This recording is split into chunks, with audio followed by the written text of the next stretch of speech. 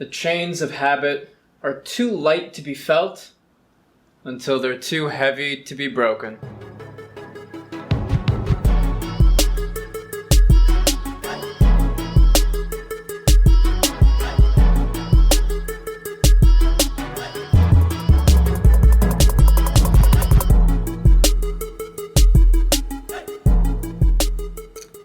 Habits. We all have them. Good habits, bad habits. We are the sum combination of all of these habits just built up over time. Hey folks, if you're new to my channel, my name is Alex. I talk about personal finance, investing, and philosophy. I find that there is a connection between the ideas of investing in personal finance along with these philosophical ideas about mindset. In this video, I want to talk to you about the consequences of bad financial habits. Now, some good habits that I think every personal finance and investing YouTuber will tell you are things like save money, invest money, have an emergency fund, pay off your debt, stuff like that. And bad habits are things like minimizing your liabilities. What's taking money out of your bank account? Or racking up lots of credit card debt. Or not investing, or not saving, spending too much money, especially money that you don't really have. And developing these good habits, like saving and investing, is best done as early as possible. But I would also say you should equally work on removing your bad habits as early as possible. For example, if you spend an extra $100 a month on Starbucks, because that's just the example that everybody uses, or you could use video games, or something that may be considered frivolous. This looks like a good decision.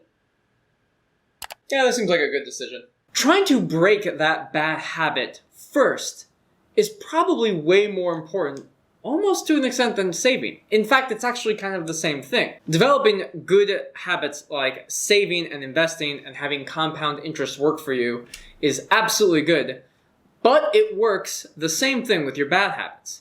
Your bad habits have a tendency to compound in and of themselves. For example, if you spend money on, say, smoking, which has its own negative health consequence, but financially, you're spending a lot of money regularly going for cigarettes. Well, that's money that you could be investing or saving or using for virtually anything else that would be more helpful for you. But over time, that spending will actually just become so much of a regular thing.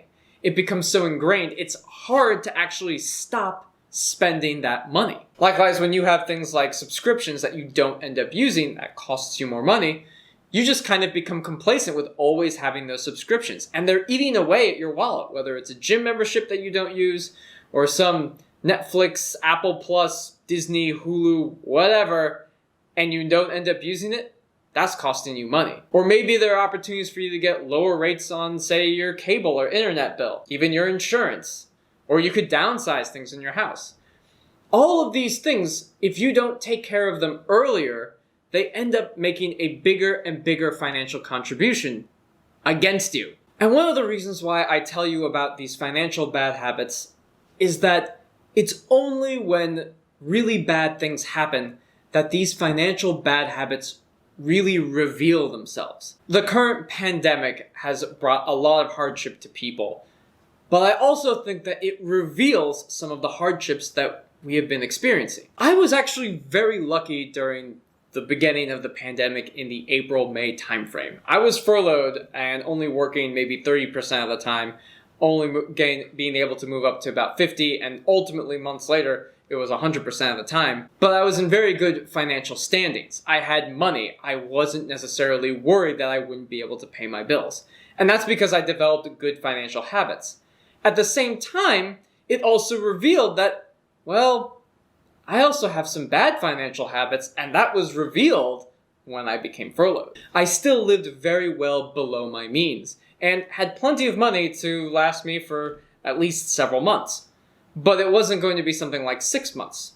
The possibility of my own unemployment indefinitely was something that I didn't even really consider, and I didn't have that much of a backup plan. My own financial decisions demonstrated a level of support, but also expose some holes and gaps. I tell you to be very mindful about your own financial bad habits and to almost approach those bad habits first before you even consider establishing really, really good habits. Most of the time, those two things will happen perhaps at the same time. But taking them on early is much better than taking them on later down the road. Not surprisingly, this applies to life itself. Unfortunately, I was recently diagnosed with GERD, which is gastroesophageal reflux disease, or disorder, whichever one you prefer, disease or disorder. And basically, it's the result of poor eating habits that I've had over a long period of time. Now, you may be asking yourself, Alex, I watch a bunch of your videos and you eat broccoli and apples, and you do taekwondo, you're very physically active, and you exercise. So, how on earth do you have this gastroesophageal reflux disease? Well, I eat gigantic quantities of food. I practice intermittent fasting, I'm a vegan, and so the volume of food that I eat to maintain a certain calorie density is actually really, really big. Additionally, to flavor lots of vegetables, I use a lot of spices. And in order to get a lot of protein, I actually use a chocolate protein powder. For workouts, I like to have a little bit of caffeinated tea that gives me a little bit of boost of energy for my workouts. Caffeine, chocolate, large spicy food, and eating really big meals very quickly are all things that contribute to GERD. And this didn't just happen all of a sudden, but I've been doing this for a long time. And it's only now the result of my bad habits that have compounded over time are now affecting me today. And likewise, in order to combat these bad habits, it's going to take time. It'll take time of slow eating, smaller meals, being more mindful with my food, eating less spicy food, cutting caffeine out, limiting the amount of chocolate I eat. Please, sir, I would like some more. More? Yeah, sure, why not? I got more. So yeah, I make this video a little bit to teach you about personal finance, but the ideas about bad habits and good habits and their compounding effects, not just in your wallet with personal finance and investing, but in life, I say try to take care of it as soon as you possibly can. Be mindful of your habits. I hope that you're able to have way more good habits than bad habits, because down the road, it'll really help you out. Alright folks, that's all I wanted to say. Again, please like, comment, subscribe. I make a video once a week. It comes out on Mondays at 6 p.m. Eastern Standard Time. And I'll see you soon.